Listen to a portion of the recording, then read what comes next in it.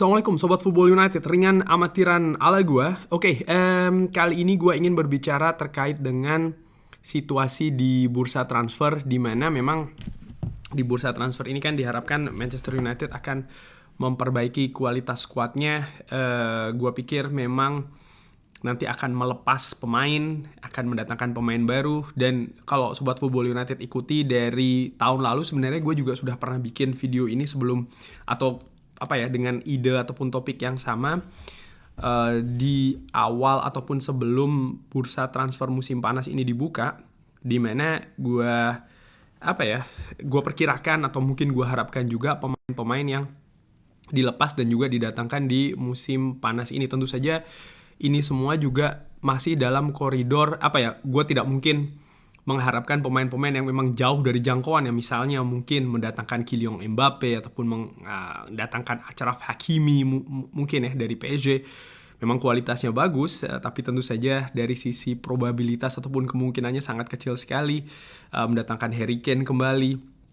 Menurut gua hal-hal seperti itu hal-hal yang bisa dikatakan impossible, nyaris tidak mungkin terjadi melihat situasi realita juga, karena jadi gua nggak mungkin terlalu bebas juga nih berharap untuk nama-nama yang super premium itu datang ke Manchester United. Tapi gue juga harus melihat kurang lebih kemungkinannya untuk mendatangkan nama-nama maupun juga yang dilepas, karena ada beberapa faktor yang akan gue pertimbangkan terutama untuk melepas berapa harga mereka didatangkan, kontraknya berapa lama, kira-kira nanti ketika dilepas harganya kurang lebih Manchester United akan rugi banyak, rugi tipis ataupun justru menguntungkan, dan berapa sisa kontraknya, bagaimana peran juga musim lalu, performa dan lain-lain. Jadi banyak hal yang berusaha untuk gue pertimbangkan di video kali ini. Oke, langsung aja mengenai pemain yang dilepas, karena gue ingin melihat terkait dengan situasi income dulu ya dari melepas pemain. Nanti tentu saja ada berapa kira-kira income yang akan didapat, dan nanti outcome-nya ataupun dari membeli pemain itu gue harapkan juga tidak rugi. Oke, langsung aja untuk melepas pemain. Di pemain belakang, menurut gue Brandon Williams dilepas secara free karena kontraknya habis. Ravel Varane sudah dilepas ya, sudah perpisahan dan lain-lain. Dan ada high salary, maksud gue gaji tinggi yang di save di sana. Dan Tyrell Malacia, ini menarik, dari Tyrell Malacia. Menurut gue pemain ini apakah masih ada masa depan di Manchester United? Bisa jadi demikian. Tapi kalau gue lihat Manchester United ini dengan Luke Shaw yang Erik ten Hag katakan dia tidak mungkin bermain dengan menit bermain yang banyak. Artinya mau siapapun pelatihnya ini menurut gue akan menjadi concern. Tapi di sisi lain memang back kiri ini dibutuhkan backup. Dan gue tidak melihat Tyrell Malacia punya kemungkinan yang besar sekali untuk bisa seperti kayak musim pertamanya di Manchester United, melihat musim lalu sepanjang musim dia cedera. Artinya memang cedera dari pemain ini mungkin gawat, sehingga memang butuh juga waktu mungkin yang lebih lama untuk bisa mengembalikan situasi fisiknya. Oleh karena itulah menurut Fabrizio Romano, Manchester United akan mencari back kiri baru. Dan terkait dengan hal tersebut, gue pikir dia akan dipinjamkan Tyrell Malacia ini. Sekali lagi gue bisa salah, tapi perkiraan gue dia akan dipinjamkan.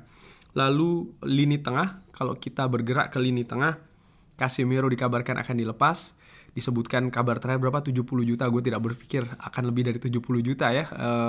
Bisa dilepas dengan harga mungkin 40 ataupun 50 juta. Itu sudah sesuatu yang bagus melihat dia baru 2 musim di Manchester United, dan melihat musim yang belakangan ini, musim terakhirnya dia tentu saja performanya menurun, banyak juga absen, sehingga gue perkirakan akan dilepas dengan angka 40 juta. Dan ini juga akan menghemat dalam tanda kutip gaji ya, karena memang gajinya sangat tinggi. Lalu Christian Eriksen yang masa depannya juga dipertanyakan, menurut gue mungkin akan dijual dengan angka kurang lebih 10 juta ya. Kalau gue lihat di Transfermarkt juga kurang lebih harganya 10 juta. Facundo Pellistri pun juga demikian, gue pikir akan dilepas dengan angka sama dengan valuasinya di Transfermarkt, kurang lebih 10 juta. Musim lalu nampaknya tidak berhasil dengan Facundo Pellistri ini di tim utama Manchester United, sehingga dia dipinjamkan ya kan. Lalu Donny van de Beek juga kontrak masih tersisa 1 tahun, tapi masa depannya menurut gue tidak ada ya di Manchester United, sehingga akan dilepas dan mungkin harganya akan sangat murah. Gue perkirakan di 5 juta.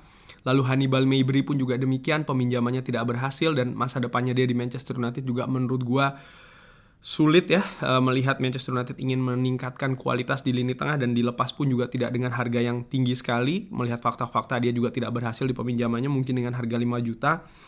Omari Forson sudah selesai, kontraknya tidak akan diperpanjang, kabarnya demikian.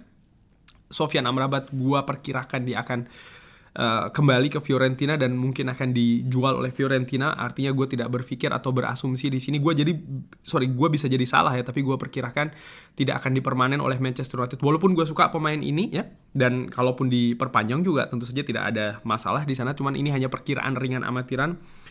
Lalu Anthony Martial sudah dilepas, Jadon Sancho dan juga Mason Greenwood, gue pikir Manchester United akan berusaha untuk bisa mendapatkan income yang tinggi dari penjualan dua pemain ini. Gue perkirakan mudah-mudahan juga Jadon Sancho akan laku setidaknya angkanya di 50 juta.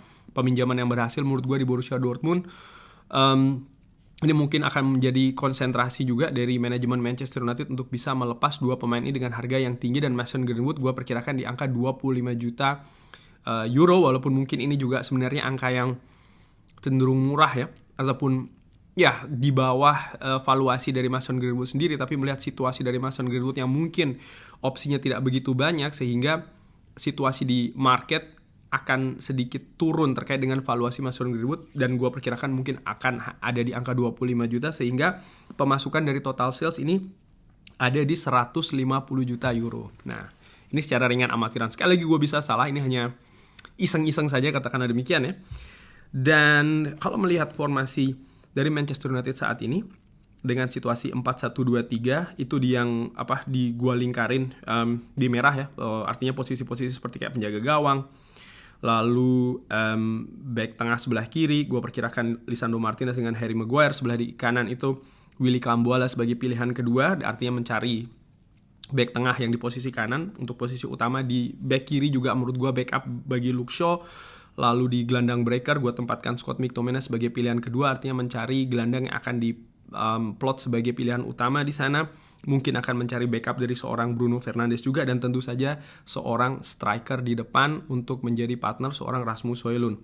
Posisi penyerang kanan mungkin Amad Diallo dengan Anthony, dan di kiri Alejandro Garnacho dengan Marcus Rashford. Marcus Rashford mungkin ada beberapa yang menanyakan kenapa tidak dijual ya. Menurut gue situasi market, sekali lagi gue analisa secara ringan amatiran, nampaknya sulit bagi Manchester United untuk bisa melepasnya.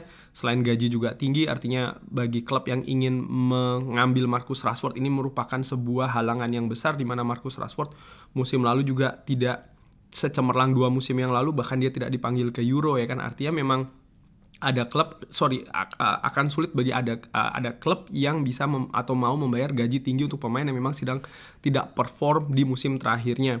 Di samping juga Manchester United pastinya akan meminta biaya transfer yang tinggi untuk Marcus Rashford, dan sekali lagi melihat bagaimana performa dari Marcus Rashford musim lalu, nampaknya tidak sangat sulit ya untuk meminta atau mencari klub yang mau membayar banyak untuk Marcus Rashford. Anthony pun juga demikian di sayap kanan. Sekalipun dia musim lalu tidak perform ya, tapi harga 90 juta, gaji juga menurut gue cenderung lumayan tinggi, sekitar 150-170 ribu per pekan kalau tidak salah, terutama dari sisi valuasi market ya, artinya transfer dia didatangkan dengan angka hampir 100 juta, saat ini mungkin hanya tinggal 30-40 juta, sehingga gue tidak berpikir Manchester United akan mengambil resiko dengan menelan kerugian yang sangat tinggi sekali kalau melepas Anthony di bursa transfer musim panas. Artinya pilihannya adalah bagaimana bisa memaksimalkan, dan ini menjadi tugas berat bagi tim pelatih Manchester United untuk seorang Anthony. Namun demikian gue perkirakan secara ringan amatiran, sekali gue bisa salah ya, sekali lagi gue bisa salah, Anthony akan tetap bertahan dan juga Marcus Rashford. Nah, dan di posisi-posisi yang gue lingkarin ini tentu saja Manchester United harus mendatangkan pemain baru. Siapa saja pemain baru yang akan didatangkan tersebut? Menurut gue ini, gue sekali lagi mungkin tidak sepakat ya, atau Sobat Football United tidak sejalan dengan gue, tidak masalah. Oke. Milos Kerkez, gue suka pemain ini, back kiri, terbukti dengan Bournemouth, prestasinya bagus, bisa berkembang, sudah terbukti di Liga Inggris. Gue suka cara permainannya, dia cepat, akurasi tinggi, bisa berkembang, artinya potensi juga sangat besar. Valuasi mungkin sekitar 20 juta, mudah-mudahan Bournemouth mau melepas dengan angka 20 juta. Dan untuk back tengah sebelah kanan ada Jared Braithwaite yang sering sekali disebutkan, lalu juga Ignacio ya. Tapi menurut gue harganya akan sangat tinggi dan kemungkinan Jean-Claire Todibo yang akan datang, dan ini sudah sering gue bahas, sering gue sebutkan juga. Ogesianis tentu saja ada faktor di sana dengan Ineosnya, dan ini sudah diincar dari musim panas tahun lalu. Dan menurut gue saat inilah Jean-Claire Todibo akan mendarat di Old Trafford, harga mungkin sekitar 40 juta euro. Dan untuk posisi gelandang breaker, gue pernah bahas juga di video sebelumnya, ada Onana, contohnya Amadou Onana dari Everton, lalu ada juga Joe Neves misalnya dari Benfica. Tapi gue berpikir Joe Palhinha, dan sudah pernah gue bahas di video tersebut tentang faktor-faktor kenapa gue lebih memilih Joe Palhinha. Salah satunya adalah bagaimana pengalaman bersama dengan Fulham di lini tengah, coveringnya bagus, dia bisa melakukan tugas yang bagus juga sebagai perisai pertama dari lini belakang dari Fulham. Dia bisa bermain bagus sebagai breaker di tengah, di kanan maupun di kiri. Artinya dia menurut gue harapkan juga ya bisa meningkatkan kualitas dari lini tengah Manchester United. Joe Palhinha menurut gue mudah-mudahan bisa didatangkan dengan angka 60 juta, dan menurut gue angka 60 juta ini bagi klub seukuran Fulham merupakan tawaran yang mungkin sulit untuk ditolak. Dan pemain depan sudah pernah gue bahas, pemain depan gratisan ya kan di video sebelumnya, yaitu adalah Chris Wood, Nottingham Forest. Menurut gue Chris Wood di beberapa klub Inggris menurut gue punya pengalaman. Sebelum di Nottingham Forest tentu saja di Newcastle, dia memiliki keunggulan fisik yang bagus, kemampuan mencetak gol, dan dia juga merupakan pemain senior yang menurut gue juga bisa memberikan kontribusi bagi Rasmus Højlund ya, dan juga sekaligus tidak menghalangi perkembangan dari Rasmus Højlund, tapi lebih ke melengkapi. Tentu saja ada nama lain yang pernah gue bahas juga di channel ini ya kan, bagaimana misalnya penyerang Bayern Munchen itu juga merupakan salah satu pilihan di sana.